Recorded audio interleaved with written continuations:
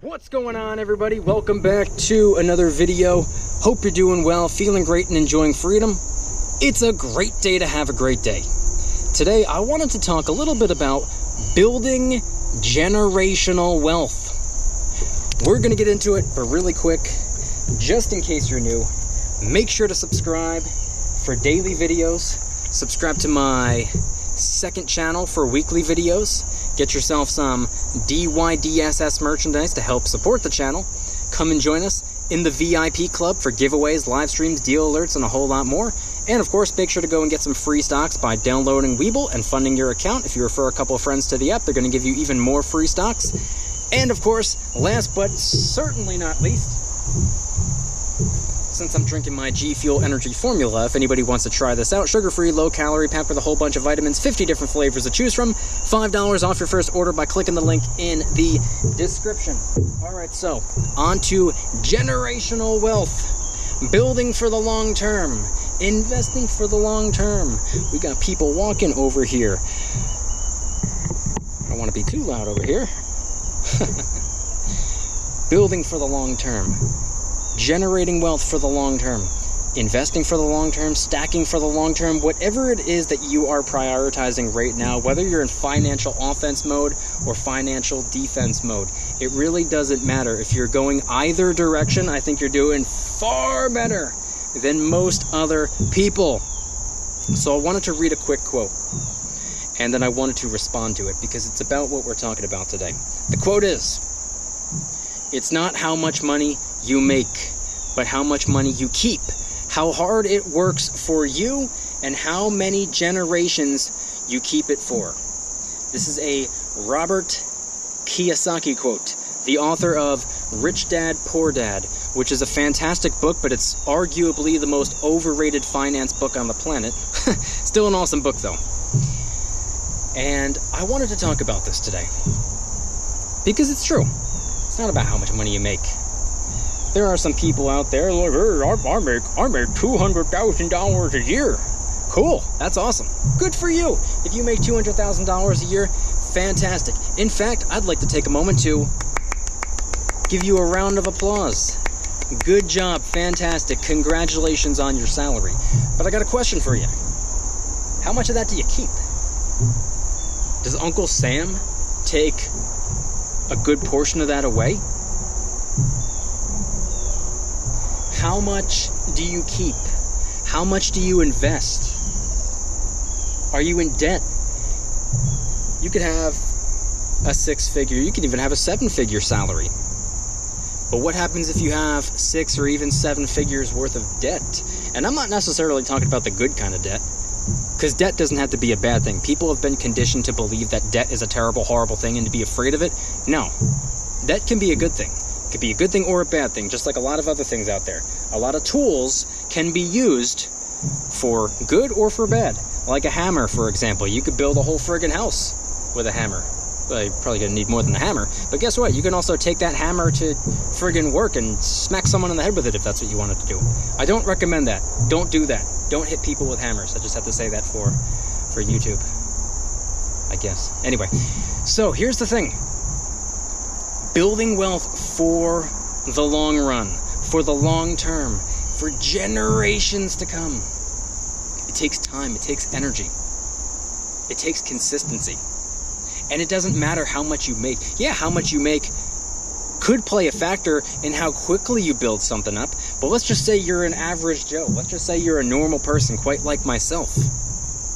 Actually, I like to consider myself to be an above average Joe and an abnormal person, but you get what I'm talking about. That person who's making $200,000 a year and he's bragging about it, he might owe a couple $100,000 on whatever it is that he's in debt to. He might not have any net worth. He might have a negative net worth if he owes money and doesn't have assets. So how much do you keep? How much is working for you? How many of those dollar bills? Yeah, okay, $200,000 a year, good job. But how many of those $200,000 a year are you putting to work for you? How many of those dollar bills are being injected into something that will generate more dollars, whether you go to work for that $200,000 a year salary or not? How much are you putting to work? And how many generations are you planning for this wealth to trickle on down to? A lot of people out there, they're stacking the silver and gold.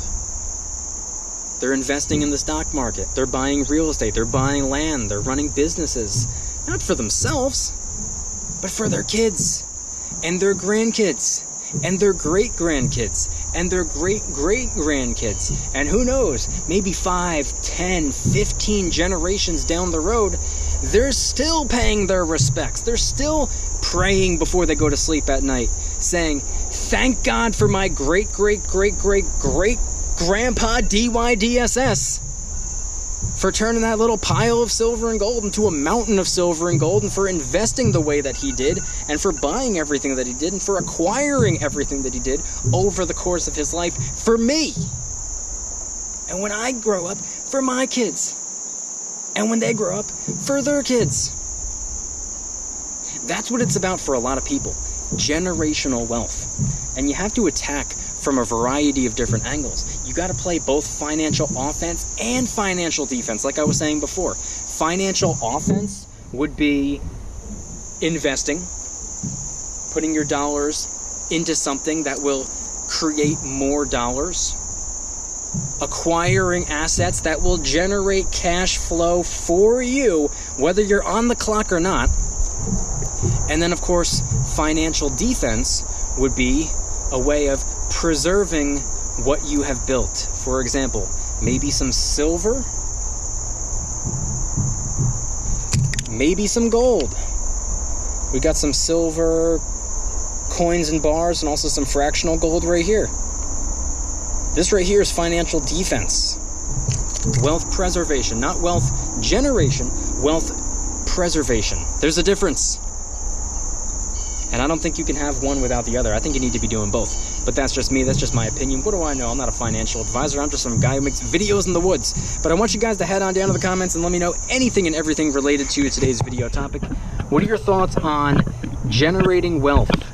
What are your thoughts on the quote that I read, the Kiyosaki quote, about how it's not about how much money you make, but how much money you keep, and how hard it works for you, and how many generations you keep it for? Head on down to the comments and let me know.